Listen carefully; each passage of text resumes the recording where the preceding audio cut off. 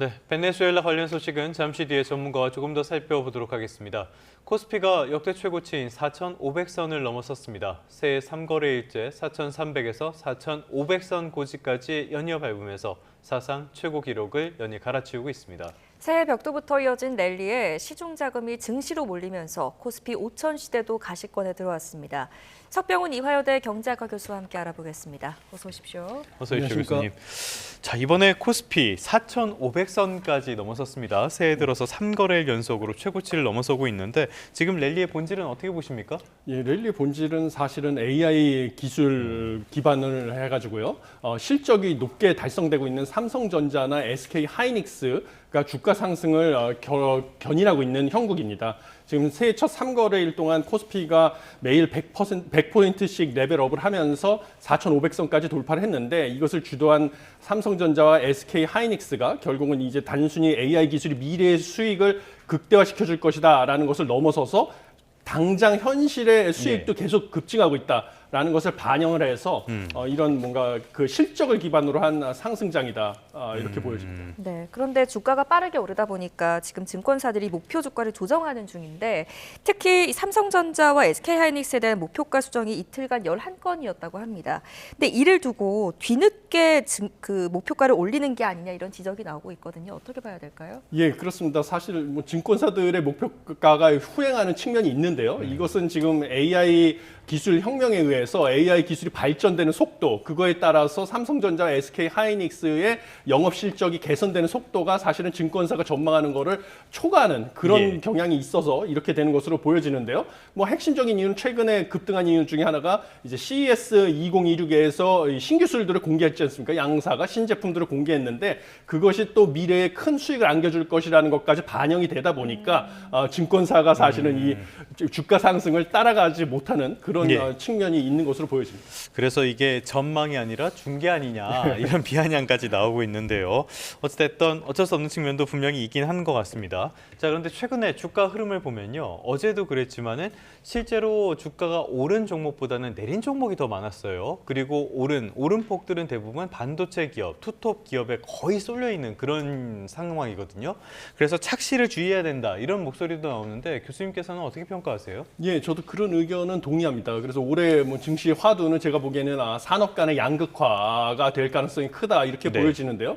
지금 뭐 주가 상승을 주도하고 있는 삼성전자와 SK 하이닉스가 사실 전체 코스피에서 그 비중이 36%에 달할 정도가 되다 보니까 결국 삼성전자와 SK 하이닉스의 주가 상승이 코스피 릭의 평균적인 레벨 상승을 이끌고 있는 형국입니다. 그런데 삼성전자, SK 하이닉스를 제외한 다른 산업에서는 여전히 실적이 부진한 산업들도 많기 때문에 그러다 보니까 상승한 종목보다 하락한 종목이 더 많다. 이런 결과가 나오는 것이고요. 한 가지 긍정적인 측면은 삼성전자, SK 하이닉스 주가 상승이 결국은 다른 수익이 늘어날 것으로 예상되는 조선이나 방산주들로 확산되고 있고 그다음에 증권거래가 활발해지니까 증권사주들 역시 주가가 상승하고 있어가지고 그래도 서서히 그 삼성과 SK 하이닉스의 주가 상승이 다른 산업으로도 퍼져가는 조짐은 보이고 있다 이렇게 보여집니다. 알겠습니다. 다른 산업으로 퍼져가고 있는 조짐은 있다. 그런데 우리나라 지금 경제 상황을 보면요. 수출이 늘었다고는 하지만은 반도체를 제외하면은 감소한 그런 상황이고요. 석유화학이나 뭐 철강 같은 것들은 여전히 안 좋고 그러면은 어떤 정책적인 노력이 필요할까요? 아직 축포를 쏠 때는 아닌 것 같고요. 당연히 그렇습니다. 지금 문제는 반도체는 잘 나가고 있지만 다른 산업은 중국과의 기술 격차가 좁혀지면서 어려움을 겪고 있는 게 현실입니다. 그래서 무엇보다도 제가 최근에 뭐 해외 사례 조사를 위해서 호주에 다녀왔는데요. 그저 같은 곳에서는 어떠한 정책을 폈냐면 예를 들면 그 기존의 자동차 산업이 붕괴를 하니까 자동차 산업과 가장 기술적으로도 관련이 높은 방위 산업으로 산업 구조 조정을 하고 뭐 양모 산업이 붕괴를 하니까 탄소 섬유 산업으로 구조 조정을 해가지고 성공적으로 경제를 발전시키고 있는 이런 사례들이 있습니다. 그래서 우리도 그런 것을 참고해서 기존의 중국과의 기술 격차가 좁혀져가지고 쇠락하고 있는 산업을 갖다가 뭔가 가장 유사한 연관성 있는 첨단 산업으로 재조정해서 새로운 도약을 이끌 수 있는 그러한 정책이 필요하다 이렇게 보여집니다. 네, 우리 증시를 이끌고 있는 반도체 대장주 이야기하고 있었는데요. 이러한 반도체 독주는 방금 전에 말씀하셨던 세계 최대 가전 전시회 CES에서도 체감이 됐습니다. SK 하이닉스가 CES에서 차세대 고대형 고대역폭 메모리 제품을 최초로 공개하기도 했는데 이거 시장에서 어떻게 바라보고 있나요? 예, 그것은 뭐 이제 SK 하이닉스가 다른 경쟁 기업들과 기술력의 격차를 더 키워줬다 이런 것을 갖다가 확인시켜준 결과를 보여줍니다. 그래서 세계 최초로 16단 HBM4 제품을 공개를 했는데 이게 기존의 12단 제품에 비해서 용량과 대역폭도 획기적으로 늘린 것이라서 다른 경쟁 업체가 따라잡을 수 없는 기술력을 가지고 있다. 그리고 이 SK 하이닉스는 앞으로 AI 생태계의 핵심 지금 파트너로 될 것이다. 네네네. 자리를 확보해야 할 것이다라는 것을 결국은 확인시켜줬다. 이렇게 평가를 받고 있습니다. 알겠습니다. SK 하이닉스가 HBM 새로운 제품을 선보였고요. 삼성전자 역시 열심히 추격하려고 노력은 하고 있으니까 귀추가 주목되는 상황이고요.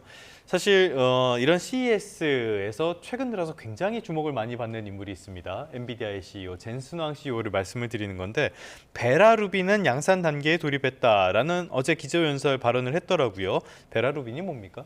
예, 베라루빈은 이제 AI 산업에서 필요한 그 AI 핵심 칩인데 예.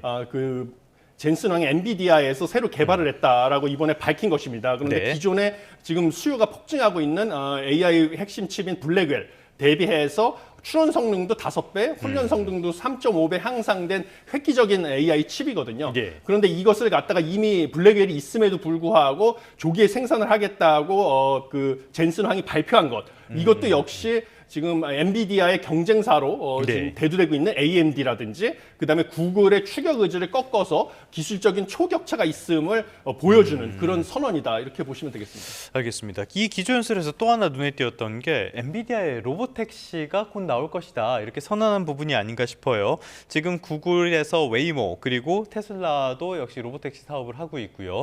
강력한 경쟁자가 생긴 거 아닌가요? 예, 그렇습니다. 이번 엔비디아가 그 자사의 자율주행 플랫폼 그래서 알파마요를 공개를 했고요. 예. 그다음에 이 기존의 완성차 업체인 메르세데스 벤츠 차량에 이것을 탑재를 해가지고 1분기 내에 출시한다라고까지 밝혔습니다. 거기에 더해서 로보택시까지 1분기에 출시하겠다라고 선언함으로써 기존의 이 업계를 선점하려고 기술을 앞서가고 있었던 테슬라라든지 웨이모에게는 강한 경쟁 상대가 등장했다는 것을 보여주는 그 단적인 예가 됐고요. 또 무엇보다 기존의 완성차 메르세데스 벤츠 같은 경우가 테슬라에 비해서 자율주행에서 많이 뒤처져 있었는데 네. 이게 엔비디아의 자율주행 플랫폼을 탑재함으로써 기존 완성차 업체가 테슬라 같은 경쟁 업체를 갖다가 따라잡고 거기서 경쟁이 강화될 수 있는 가능성을 보여줬다 이런 의미가 있습니다. 네, 이런 흐름 속에서 한국 기업들도 단순 제조를 넘어서 기술 주도권을 노리고 있는데 현대차 그룹이 휴머노이드 로봇 아틀라스를 공개하고 2028년부터 공장에 투입하겠다 이렇게 밝히기도 했습니다. 이게 시장에 어떤 의미가 있을까요? 예, 결국은 뭐 인구 절벽 우리나라도 마찬가지지만 인구가 급격히 감소하는 것을 결국 대체할 수 있는 것은 휴머노이드다라는 것을 이번에 단적으로 보여준 것이고요. 또 휴머노이드에 들어가는 핵심인 피지컬 AI. 결국은 AI가 주변 상황을 인식을 해서 스스로 판단해가지고 동작을 할 수 있게 만드는 이 두 가지가 휴머노이드와 피지컬 AI가 결국은 인구 절벽으로 인해서 제조업에서 노동력이 부족하고 제조업의 생산성이 떨어지는 것을 대체할 수 있는 미래다라는 것을 네. 보여주는 것으로 보시면 되고요. 그래서 2028년부터 자동차 공장에 투입을 한다는 것은 결국은 이제 로봇이 실질적인 노동력의 역할을 한다, 대체한다는 것을 보여주는 그런 시작이 될 것이다 이렇게 생각합니다. 알겠습니다. 지금 시장에서는 엔비디아가 이 자율주행 시장에서 현대차와 손을 잡을 것이다 이런 전망도 나오고 있으니까요. 계속해서 상황을 지켜볼 필요는 있어 보입니다. 자, 지금까지 AI 그리고 우리 주식 CES 이야기까지 해봤는데요. 다음 주제 이거는 우리에게 조금 더 와닿을 수도 있는 주제인 것 같습니다. 중국 정부랑 지금 일본 정부가 굉장히 마찰을 이어가고 있는 상황인데 중국에서 이중용도 물자 수출을 금지하는 보복 조치를 단행했다고 해요. 이중용도 물자라는 게 뭐고 이게 뭘 뜻하는 겁니까? 예, 이중용도 물자라는 것은 군사용이랑 민간용 양쪽으로 예. 쓰일 수 있는 물자라고 보시면 되겠습니다. 그런데 중국이 이중용도 물자에 대한 일본 수출을 전면 금지했고 그걸 발표하는 즉시 시행을 하겠다라고 네네네. 얘기를 했습니다. 그러다 보면 여기 이중용도 물자에 포함되는 것들이 여러 가지가 있는데요. 대표적인 게 히토류가 되겠습니다. 또 히토류네요. 네, 히토류를 예. 포함해서 800여 개 품목이 포함되는데 거기다 더 이번 조치에 특이할 만한 점은 제3국 우회 수출 금지 조항까지 포함이 됐습니다. 그래서 예를 들면 우리나라 기업이 중국의 희토류를 수입을 해서 가공한 다음에 일본으로 재수출하면 우리 기업도 제재를 하겠다라는 것으로 일종의 세컨더리 보이콧이라서 일본의 입장에서는 상당히 크게 한 방을 먹었다, 이렇게 맞았다라고 보시면 되겠습니다. 네, 중일 갈등이 깊어지고 있는 모습인데 그렇다면 이런 갈등이 우리 금융시장, 우리 증시에는 어떤 영향을 미치게 될까요? 예, 단기적으로는 일본의 그 첨단 기업이라든지 제조업의 생산 차질이 불가피합니다. 왜냐하면 그 원자재 공급이 차단이 되니까. 그러면 이제 가격 상승도 올 가능성이 있어서 단기적으로는 우리의 경쟁 기업들에게는 호재가 될 수도 있는데요. 중장기적으로는 사실은 중국이 이런 자원을 무기화하는 것을 보여준 거지 않습니까? 그래서 이 자원 무기화의 대상이 한국이 될 가능성도 배제할 수 없기 때문에 여기서 오는 불확실성은 커졌다, 이렇게 보여서 결국은 한국 입장에서는 수입 시장을 다변화하는 방식, 그다음에 중국이 이렇게 자원을 무기화할 경우에 우리도 맞대응할 수 있는 카드를 중국과의 우리의 무역 구조를 면밀히 분석을 해서 손에 쥐고 있어야만 단순히 뭐 우리와는 공급망 협력을 하자 이렇게 말로만 약속하는 것보다는 훨씬 좀 효과적인 전략이 될 것이다, 이렇게 보여집니다. 그러니까 말씀하신 것처럼 우리에게 불똥이 튈 가능성도 있다라는 점을 시사를 한 건데요. 트럼프조차도 중국의 희토류 카드에는 뒤로 물러설 수밖에 없었던, 그렇게 중국이 가진 굉장히 강력한 카드인데, 그러다 보니까 우리가 이거를 공급처를 다변화를 해야 된다라는 이야기가 여러 차례 나왔지만 아직까지 못하고 있지 않습니까? 왜 이렇게 어려운 겁니까? 현실적으로 희토류를 매장량도 중국이 많을 뿐만 아니라 중국은 끊임없이 자원을 무기화하기 위해서 자기 나라 말고 외국 제3세계에 있는 희토류 광물 자원의 개발 및 생산 권한까지 계속 확보를 해왔습니다. 이런 것이 효과를 본 것이고요. 또 희토류를 갖다가 가공하는 데 있어서도 많은 환경 오염이 되는데 이것도 이제 중국이 가공 기술 역시 뭐 점유를 하고 있다 보니까 쉽사리 대체가 어려운 형국이 되겠습니다. 그렇기 때문에 우리가 단기적으로 중국에 의존하고 있는 자원을 대체할 수가 없다고 하면 중국이 자원을 무기화했을 경우에 우리도 대응할 수 있는 카드를 손에 쥐어야 되고요. 그것은 결국은 중국과 우리와의 무역 구조를 좀 분석을 해가지고 중국이 우리에게 의존도가 높은 중간재가 무엇인지를 파악하고 있는 것이 가장 중요하다, 이렇게 보여집니다. 네, 알겠습니다.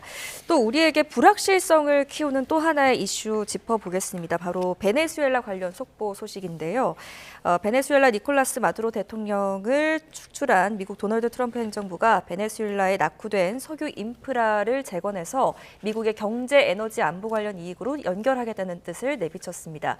먼저 영상 함께 보고 오시죠.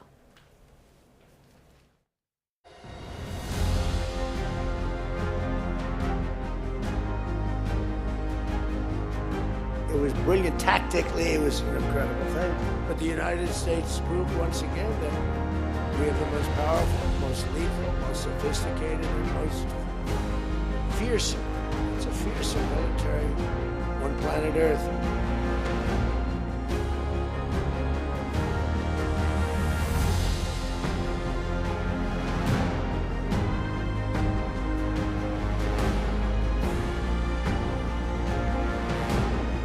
덴마크와 그린란드 관련 사안을 결정하는 주체는 오직 덴마크와 그린란드뿐이다. 영국과 프랑스, 독일, 이탈리아, 폴란드, 스페인, 덴마크 등 유럽 7개국 정상이 공동 성명을 발표했습니다.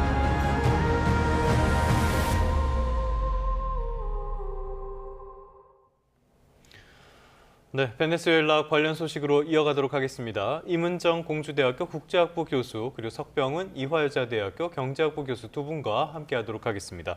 교수님 어서 오십시오. 네, 안녕하세요. 자, 석 교수님 계속 자리에 함께해 주시고요. 먼저 임 교수님께 여쭤보도록 하겠습니다. 트럼프 대통령이 베네수엘라 마두로 대통령 침공을 하고 체포를 한 다음에 여러 가지 이유를 댔어요. 마약 범죄라든지 했는데 결국에는 속내가 나오는 것 같습니다. 석유죠? 네, 뭐 여러 가지 측면에서 말씀드릴 수 있을 것 같습니다. 뭐 마약이라든지 불법 이민이라든지 뭐 베네수엘라의 이 이민 내지는 이 난민 문제라고 하는 것은 뭐 하루 이틀 된 문제가 아니니까요. 근데 그런 부분은 조금 국내 정치와 관련된 부분은 조금 차치하고서라도 역시나 이제 이 글로벌 패권과 관련된 부분을 말씀드리지 않을 수 없을 것 같습니다. 뭐 여러 번 지금 여러 매체에서 여러 전문가들이 이미 누누이 말씀드리고 있지만 작년 12월 초에 이제 나왔던 NSS라고 하죠. 이제 국가 전략 보고서 거에서도 이미 드러나 있듯이 서반구, 소위 웨스트 헤미스피어에서의 이 미국의 영향력이라는 것을 놓치지 않겠다라고 하는 거 이미 명시적으로 공언을 했기 때문에 그거의 연장선에서 이제 볼 수가 있겠고, 특히 예. 이제 중국의 1대1로라고 하는 것이 비단 이 유라시아 대륙에서 아프리카까지도 벌써 멀어 보이는데 남미에까지 영향을 미치고 또 태평양 국가들에도 영향을 미친 지가 오래됐기 때문에 이런 부분들에 대한 어떤 위의식 이런 것들이 이제 반영된 것이고, 가장 가까운 이제 베네수엘라, 그 카리비안 해에 있는 나라들에 대해서는 절대적으로 여기는 우리 동네다라고 하는 것을 거듭 표명하는 예. 것이라고 할 수 있겠고요. 앵커님 말씀하셨듯이 원유 문제도 짚지 않을 수가 없습니다. 물론 미국은 지금 뭐 생산량으로 보나 뭐 가스도 그렇습니다만은 절대적인 그런 우위를 갖고 있다라고 해도 과언이 아닌데 뭐 여기까지 욕심을 내나 네. 하실 수도 있겠지만은 네. 뭐 이것도 좀 시간 관계상 압축적으로 말씀을 드리면 여러 가지 이유가 있습니다. 일단 석유에 대한 어떤 패권, 가스도 마찬가지입니다. 그리고 이제 멕시코만 근처에 있는 이제 텍사스라든지 그쪽에 있는 어떤 그 정유 시설의 그 활용 문제 등등.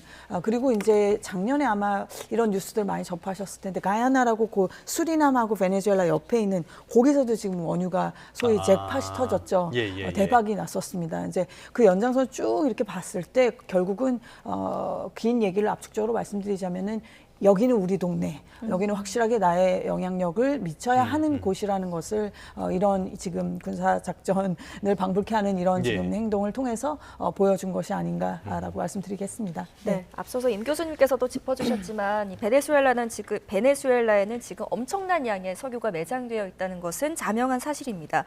트럼프 대통령이 베네수엘라 급습으로 미국 회사들을 통해서 석유 증산이 유가를 낮출 것이다라고 주장을 하고 있는데, 이게 일리가 있는 말입니까? 이게 뭐 중장기적으로는 가능성이 있다 이렇게 네. 보고 있습니다. 왜냐하면 그 베네수엘라는 앵커께서 지적하셨다시피 약 3천억 배럴의 석유를 매장하고 있어가지고 세계 1위의 원유 보유국입니다. 그런데 지금 뭐 전임 우고 차베즈 정권 때부터 원유 생산 시설을 갖다가 석유 생산 시설 국유화하겠다라고 선언을 하면서 예. 인프라 투자를 못 해가지고 인프라가 황폐하다 보니까 우고 차베즈 집권 이전에는 하루에 약 300만 배럴 수준의 원유를 생산했었는데 예. 지금 현재는 약 70만 배럴의 원유를 생산하고 있어가지고 하루에 그 하루 생산량이 기존 대비 약 4분의 1 수준으로 쪼그라든 상태입니다. 네. 그런데 이제 미국이 들어가서 미국의 석유 기업들이 이 원유 생산 시설을 갖다가 재투자를 해가지고 생산량을 늘리게 되면 중장기적으로는 원유 공급이 늘어나니까 국제 유가가 안정될 수 있는데요. 단기적으로는 사실 이 생산 설비를 재가동시키는 데는 엄청난 그렇죠. 기간과 예. 큰 막대한 자금이 필요하기 때문에 시일은 상당히 걸릴 것이다. 그리고 단기적으로는 국제 정세 불확실성이 커지면서 유가는 요동칠 수도 있다. 이렇게 예. 보여집니다. 말씀해 주신 것처럼 지금 국제 유가를 낮추겠다라는 계획이 있다고 해도 이거는 하루아침에 될 수 있는 문제는 아니잖아요. 지금 트럼프가 이야기를 하는 거는 베네수엘라의 레진 체인지를 하고, 그러니까 정권을 바꾸고 미국의 우호적인 정권을 두고 이런 것들을 빠르게 해서 효과를 보겠다라고 이야기하는데, 트럼프가 얘기한 대로 이렇게 단기간에 해결될 수 있는 문제들입니까? 그래서 일단 베네수엘라 상황이 우리가 좀 우크라이나랑 좀 또 겹쳐 보이는 부분들이 있습니다. 예. 물론 러시아가 잘못했습니다. 이거 지금 국제법 위반이라고 하는 것이 지금 미국에 대해서 여러 비난이 있지만은 이에 앞서서 이미 4년 전에 러시아는 이미 주권 국가를 지금 침공을 그렇죠. 했었기 때문에 예. 그리고 지금까지도 교전이 계속되고 있고 이런 상황이기 때문에 지금 누가 누구를 지금 뭐 어떻게 네. 할 상황이 아닙니다. 이 강대국들 사이에 이 지금 패권 그 경쟁이라고 하는 것이요. 그러나 이제 그런 부분은 또 조금 잠깐 내려놓고서라도 결국은 이제 이 어떤 그 군사력을 활용을 해서 지금 그 아주 핀셋으로 마치 이렇게 드러내듯이 예. 지금 마두로 대통령을 체포를 하는 데까지는 성공을 했지만 결국엔 이 내부가 문제인데 특히 이렇게 자원이 많은 나라들은 군부의 영향력이 강할 수밖에 없고 네. 뭐 마두로 대통령 자신도 그렇고 그 전임자인 차베스도 그렇고 다 지금 군부로부터 이 권력들이 그렇죠. 나와 예. 있고 지금까지도 이 자원의 그 망은 생산할 수 있는 어떤 망이나 공급할 수 있는 망을 군부가 쥐고 있다라고 해도 과언이 아닐 것이기 때문에 이 이 군부와의 관계, 아니면은 뭐 작년에 이제 노벨상을 또 받아서 주목을 받았던 뭐 마차도라고 네네네. 하는 분에 대해서도 트럼프 대통령이 여전히 좀 이렇게 떨떠름하다라고 할까요? 애매한 그런 스탠스를 취하는 것도 그것이 어떤 이념적인 거 이전에 이런 경제적인 문제를 생각했을 때 과연 마차도한테 설사 당선이 된다 하더라도 군부가 이거 반발하겠죠. 다 맡길 수가 예. 있겠느냐라고 하는 그런 부분을 우려하는 것이겠죠. 네. 네. 자, 미국이 베네수엘라 원유에 다시 눈독을 들이는 이유, 지정학적인 접근법으로 본다면 어떤 이유가 있을까요?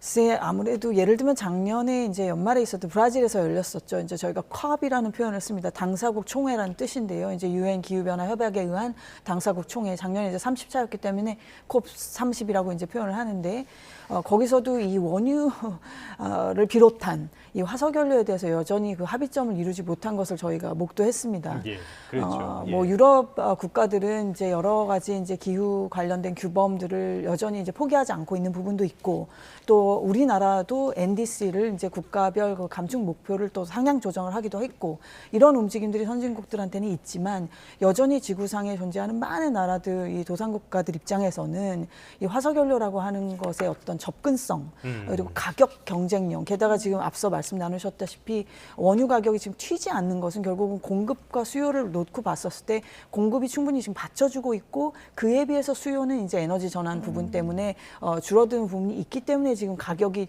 튀지 않는 것이거든요. 네네네. 우크라이나 전쟁 때 매우 튀었었지만 전반적으로 지금 박스권에서 가고 있는데 이런 상황까지 고려하면은 산유국이나 도상국 입장에서는 좀처럼 화석연료가 포기가 안 되는 것이죠. 이제 그렇게 놓고 봤었을 때는 미국이 자국이 갖고 있는 그 절대적 우위는 지금 여기에 있다.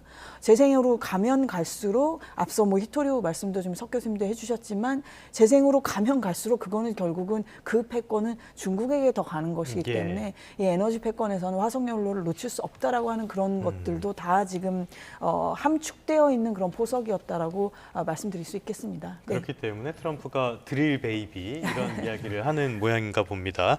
자, 다음 이야기는 조금 더 이따 해보고요. 베네수엘라와 관련된 경제 이야기 조금 해보도록 하겠습니다. 베네수엘라 하면은 중국의 자본이 영향을 많이 미치는 나라 이렇게 알려져 있잖아요. 그러면은 중국은 지금까지 베네수엘라에 투자한 돈 이거 어떻게 되는 겁니까? 예. 사실 현재 중국이 여전히 베네수엘라에 약 100억 달러의 그 채권을 가지고 있다. 예. 그 돈을 빌려준 상태로 회수를 못한 거죠. 우리 돈으로 예. 치면 약 14조 원인데 지금 양국이 2000년대 초반부터 대규모 무역 파트너십을 체결해가지고 베네수엘라는 석유를 중국에 제공을 하는 대신에 중국은 1000억 달러가 넘는 금융 지원을 제공하는 방식으로 일종의 석유 담보 대출을 시행해 왔었습니다. 예. 그런데 여전히 못 받은 돈이 100억 달러에 달하는데 문제는 2017년 같은 경우에 트럼프 행정부 1기 때 미국이 베네수엘라 석유 수출을 제재를 하니까 베네수엘라가 이 중국에 대한 이 국채 상환을 거부한 사례가 있었습니다. 그래서 네. 중국 기업들이 그 당시에 어려움을 겪었는데 이번에도 만약에 미국이 원하는 대로 친미 정권이 베네수엘라에 들어서게 되면 이 친미 정권이 중국에 대한 이 국채 상환을 갖다가 네. 거부하거나 지연할 가능성도 충분히 있기 때문에 이렇게 되면 중국의 금융회사들이나 베네수엘라에 투자한 기업들이 좀 큰 손해를 볼 가능성이 있다 이렇게 보여집니다. 말씀하신 것처럼 지금 국채 금리라든지 여러 가지로 경제적인 측면에서 반응을 보이고 있어요. 그런데 미국의 베네수엘라 침공 이후에 뉴욕 증시 올랐고요. 우리 증시도 올랐고 유럽 증시도 올랐고 베네수엘라의 국채 금리는 내려가고 가격은 엄청 오르고 이게 리스크가 없는 겁니까? 리스크를 무시하고 있는 겁니까? 이게 리스크는 당연히 존재합니다. 예. 국제 정세의 불확실성이 커질 수 있다 이렇게 보여져서 리스크는 존재하는데 지금 현재 이벤트를 바탕으로 투자자들이 뭐 자산 포트폴리오를 재조정하고 있는 결과다 이렇게 보시면 되겠는데요. 예. 유가 같은 경우도 당연히 공급 측에 충격이 왔기 때문에 단기적으로는 변동성이 커지지만 중장기적으로는 아까 말씀드린 것처럼 베네수엘라의 원유 생산 시설을 갖다가 투자를 통해서 복원해서 공급량을 늘릴 거기 때문에 중장기적으로는 유가가 안정될 것이 예상이 돼가지고 유가 관련된 것들은 지금 변동성은 그나마 어느 정도 줄어들었다라고 보시면 되고요. 최근에는 예. 거기다가 이 미국의 석유 기업들, 글로벌 석유 기업들 같은 경우는 베네수엘라에서 원유를 생산 시설에 투자를 해서 그 판매권을 확보함으로써 미래 수익 창출이 기대되니까 미국의 석유 기업들 주가 상승하고요. 또 제조업들 같은 경우도 원유의 가격이 장기적으로 떨어지면 또 이 미래의 수익 창출이 예상이 되니까 제조업과 석유 기업 위주로 예. 주가가 상승을 했습니다. 그리고 우리나라 같은 경우는 베네수엘라와의 무역 규모가 워낙 작기 때문에 당장 경제에 충격은 없고요. 그리고 최근에 놀라운 사실은 이제 금과 은 가격이 또다시 급등을 하고 있다는 건데 이것은 사실은 베네수엘라 사태로 인해서 국제 정세의 불확실성이 커지기 때문에 안전자산인 금으로 수요가 몰리고 금 가격과 은 가격은 원래 상관관계가 높습니다. 그러니까 이제 은 가격도 덩달아 상승하고 있다. 이렇게 투자가 재편되고 있다. 이렇게 보시면 되겠습니다. 네, 앞서서 임 교수님께서 짚어주셨듯이 미국이 베네수엘라 통해서 에너지와 패권을 동시에 회복하려고 하는 모습을 보이고 있다라고 평가를 해주셨는데 이런 식의 트럼프의 접근을 말하는 새로운 또 말이 나왔습니다. 베네수엘라 다음은 그린란드라는 말까지 나오면서 돈로 독트린이라는 얘기가 나왔는데 이게 뭡니까? 돈로 이제 예전에 그 먼로주의라고 하죠. 이제 근데 예. 우리가 흔히 상식적으로 먼로주의가 이제 고립주의다 이렇게 어떻게 보면 등식을 놓고 좀 생각을 하는데 결국은 이제 유럽과 미국을 포함한 이 미주 대륙과의 관계를 놓고 봤었을 때는 결국은 이제 미국 역사 입장에서 봤었을 때 유럽에 어느 정도 개입을 하냐의 문제가 계속 있는 거죠.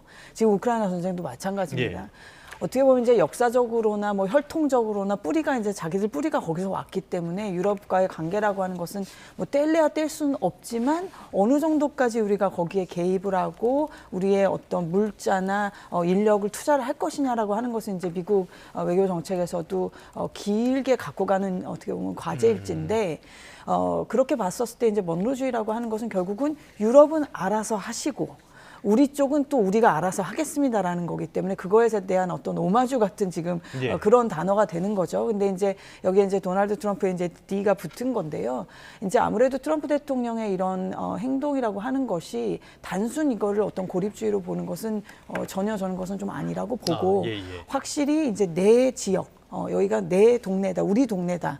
여기는 미국의 영향권이 확실히 미쳐야 되는 곳인데 여기에 지금 중국 자본이라든지 뭐 러시아의 어떤 군사 장비가 과도하게 들어오는 것이라든지 내지는 지금 원유 문제도 오펙의 또 역사가 이제 흥미로운데요. 뭐 시간 관계에서 다 말씀드릴 수 없지만 거기에도 굉장히 베네수엘라와 이 미국과의 관계가 얽히는 부분이 있어서 결국 오펙 플러스와 미국을 놓고 봤을 때 미국이 패권을 다 넘겨줄 수 없다라는 것이기 때문에요.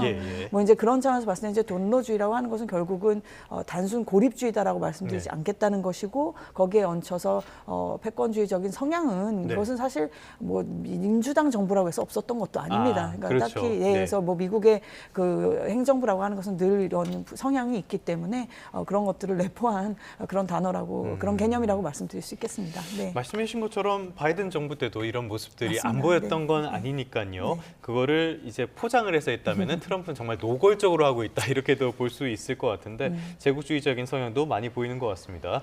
자, 이 와중에 SNS 사진이 연달아 올라오고 있는데요. 저는 어제도 말씀드렸지만 보면 볼수록 중2병 사진 같은 느낌들이 많이 듭니다. 우리의 반구라고 적힌 사진을 국무부에서 또 올렸어요. 그린란드라든지 이렇게 계속적으로 확대해 나가려는 야욕을 보여주는 것들. 국제 질서 측면에서도 많은 파장이 있을 것 같아요. 근데 어떻게 보면은 솔직한 거라고 봅니다. 앵커님 말씀하셨듯이 바이든 행정부는 좀 그것을 포장을 하려고 했었죠. 여러 가지 다른 뭐 리쇼어링, 저희가 지금 또 상기해 보면 복기해 보면은 흥미롭게 또 느껴지는 그 단어들이 다 그때 나왔습니다. 뭐 여러 가지 것들이요.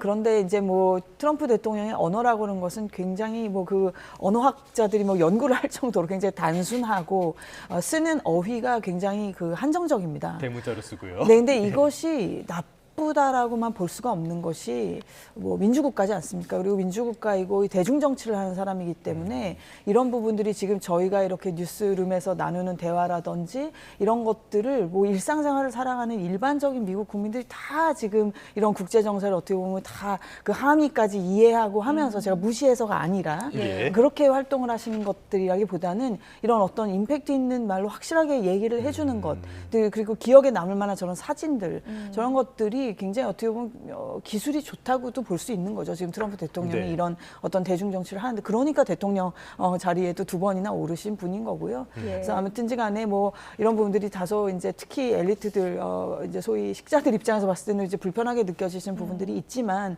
한편으로는 또 그만큼 그 수요라고 할까 그것을 받아들이는 층도 있는 것이기 때문에 뭐 이런저런 말씀드리기가 좀 그렇다라고 예. 네. 말씀드리겠습니다. 네. 뭐 소위 말하는 마가 진영에서는 이런 것들을 좋아하니까는요. 뭐 유유상종이라는 말도 생각이 나고요. 어찌됐든 간에 이렇게 하는 것들을 보면은 특히 그린란드를 건드리면은 유럽에서 굉장히 발끈할 수밖에 없는 상황이잖아요. 그럼에도 불구하고 유럽에서는 이런 반발의 수위를 계속 조절하는 그런 모습들이 보이거든요. 유럽이 이렇게 미국에 어느 정도의 눈치를 볼 수밖에 없는 거 경제적으로는 어떻기 때문에 이렇습니까?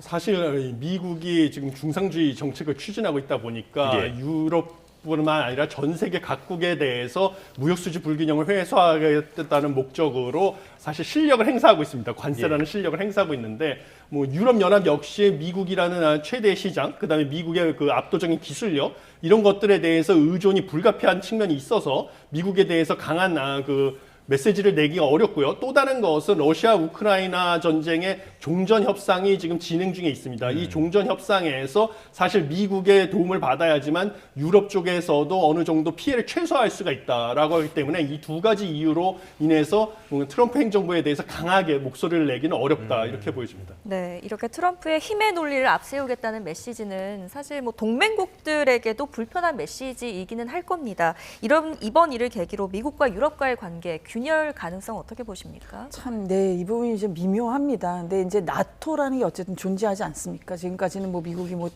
박차고 나가거나 이기는 상황 아니기 때문에 나토는 우리가 흔히 이제 아티클 5라고 그래가지고 5조를 늘 우리가 인용을 하죠. 그것은 이제 우리가 소위 말하는 그 집단 안보라고 하는 콜렉티브 세큐리티 개념이 들어있기 때문인데 그 얘기는 이 나토 회원국의 한 나라라도 침략을 받거나 누군가에게 공격을 받으면 우리 모두에 대한 공격으로 받아들이고 같이 방어한다라는 콜렉티브라는 그렇죠. 예. 개념이 있는 것인데요. 그렇기 때문에 이제 그린란드 같은 경우에는 결국은 이제 덴마크 그리고 나토까지 생각을 하면 뭐 이런 군사작전을 펼친다는 것은 좀 상상하기가 어려운데 물론 상상하기 어려운 것들이 많이 벌어지는 세상이긴 합니다만. 트럼프 얘기는 그렇죠.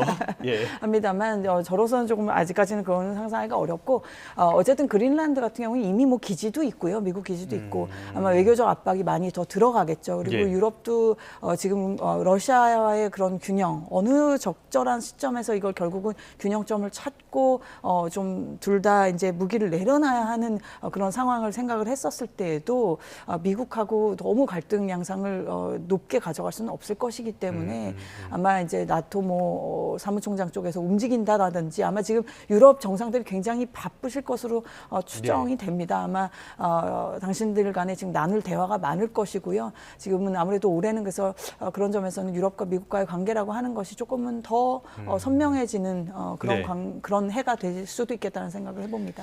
네. 캐나다랑도 사이가 나빠지고 멕시코와도 나빠지고 미국이 그토록 오랫동안 공을 들여왔던 소프트 파워가 트럼프 이기 1년 만에 다 무너져 내리는 것 같습니다. 자, 트럼프가 원하는 것 중에 하나는 역시 중간 선거라든지 마가측의 지지층을 조금 더 탄탄하게 하겠다는 건지 이런 측면이 아닐까 싶은데요. 어떻게 효과가 있을 걸로 보십니까? 네, 지금 소프트 파워 잘 말씀해 주셨는데요. 맞습니다. 이제 우리가 미국이란 나라를 어렵게 생각하고 존중을 할 때는 압도적인 군사력이라는 것을 말하지 않을 수 없고 또 우리가 이 관세 전쟁을 통해서 체감을 했습니다마는 미국이라는 단일 시장이 가진 엄청난 구매력 이런 것들을 다 염두에 두기 때문이지만 무엇보다 미국이란 나라를 존중을 했었을 땐 그 체제의 어떤 정당성, 규범 이런 것들이 있었던 것인데 그런 부분이 상당 부분 약화된 것은 맞다고 할 수도 있겠습니다. 그러나 우리 국제 정치하는 사람들 중에서도 현실주의적 입장에서 보면은 하드 파워가 받쳐주지 않는데 소프트 파워만 있어봤자 그거는 뭐 사실 패권국으로서는 큰 뭐라 그럴까요? 그 경쟁력적인 측면에서 꼭 그렇게 우위에 있다라고만 말할 수 없는데 물론 아직까지는 미국이 1위이지만 중국의 추격세가 무서운 것이 사실이고 경제적인 측면에서나 기술적인 측면, 군사적인 부분에서도 마찬가지고요. 그리고 이제 러시아는 우리가 잠시 좀 뭔가 잊고 있었는데 역시나 이 우크라이나 전쟁을 통해서 다시 한번 과시했습니다. 그리고 러시아는 여전히 기술 강국입니다. 따라서 저는 이걸 글로벌 항상 삼국지라고 좀 요즘에 얘기를 이렇게 많이 하는데 이 글로벌 삼국지에서 아마 이 균형을 찾아가는 과정이 굉장히 지난할 수 있고 우리 같이 지금 미국과의 동맹이면서 게다가 중국의 바로 지척거리에 중국과 러시아가 있는 우리나라 같은 입장에서 굉장히 어려운 그런 상황이 예. 당분간 계속되지 않을까 이렇게 좀 조심스럽게 말씀드리겠습니다. 네. 11월 중간선거 전망은 네. 어떻게 봐야 될까요? 이게 그거는 효과를 뭐 볼까요? 여러 예. 가지 이제 경제 상황이 있겠죠. 그러면서 이제 에너지 가격을 이제 낮추려고 하는 것들, 안정적으로 가져가려고 하는 것들, 그리고 지금 아까도 제가 모두 언뜻 말씀드렸지만은 이 텍사스나 그쪽에서 있는 이 소위 원유, 정유 이쪽 지금 산업들과도 아마 뭐가 있었을 것입니다. 여러 가지 그 정치권에서 왔다 갔다 하는 것들이 있었을 것이라서 이런 것들이 이제 다 표에 반영이 되겠죠. 근데 저는 물론 이제 중간 선거라는 것은 현행 지금 집행부에 대한 어떤 평가성이 강하기 때문에 굉장히 우위를 점하기 쉽지 않은 구도이지만 예. 뭐 아직은 조금 변수가 많아서 조금 뭐라고 지금 말씀드리긴 좀 조심스럽습니다. 네. 일단은 트럼프 역시 중간선거에서 지면 탄핵 소추가 될 것이다 이런 위기감을 드러내기도 했는데요. 뭐 굳이 얘기할 필요는 없었을 것 같지만은 이런 11월 중간선거 결과가 시장 그리고 더 나아가서는 우리 경제에 어떤 영향을 미치게 될까요? 예, 뭐 중간 선거 결과의 불확실성은 존재합니다. 그런데 예. 이번에 뭐 베네수엘라 침공으로 인해서 미 트럼프 행정부 트럼프의 지지율이 좀 올라가는 것을 보였습니다. 그래가지고 중간 선거에서 만약에 공화당이 승리를 하게 된다면 지금 트럼프 행정부의 그런 실력 행사와 중상주의 기조라는 것은 더 강화될 것으로 보여지고요. 그래서 우리 측 입장에서는 트럼프가 이제 중상주의, 그래서 무역 수지 불균형을 해소하겠다라는 압박이 강해지고 또 실력 행사. 미국 같은 경우는 지금 무력과 관세라는 실력을 행사하고 있고요. 예. 중국 같은 경우는 이에 대응해서 자원을 무기화하는 실력 행사를 하고 있기 때문에 중상주의와 실력 행사의 시대에서 결국은 공급망이 재편되는 거, 미국의 동맹국 중심, 그다음에 중국, 러시아 중심으로 공급망이 재편되는 것은 불가피하다 이렇게 보여집니다. 그래서 예. 우리가 어떻게 대응해야 되는 게 중요한데요. 결국 실력 행사의 시대가 들어왔으니까 우리가 가지고 있는 실력을 극대화하는 것이 일단 필요합니다. 네. 그것은 지금 현재 반도체라는 역시. 무기가 있죠. 예, 예. 그래서 반도체 산업에서 초격차 기술력을 확보하는 게 중요하고요. 두 번째는 공급망 재편이 불가피하니까 뭐 핵심 원자재에 대한 공급망을 중국에 의존하지 말고 좀 다변화하는 것이 필요하다. 이런 두 가지 방식으로 대응해야 될 것으로 보여집니다. 네, 알겠습니다. 오늘 여기까지 듣겠습니다. 석병훈 이화여대 경제학과 교수 그리고 이문정 국제학교 교수와 함께했습니다. 잘 들었습니다. 고맙습니다. 감사합니다.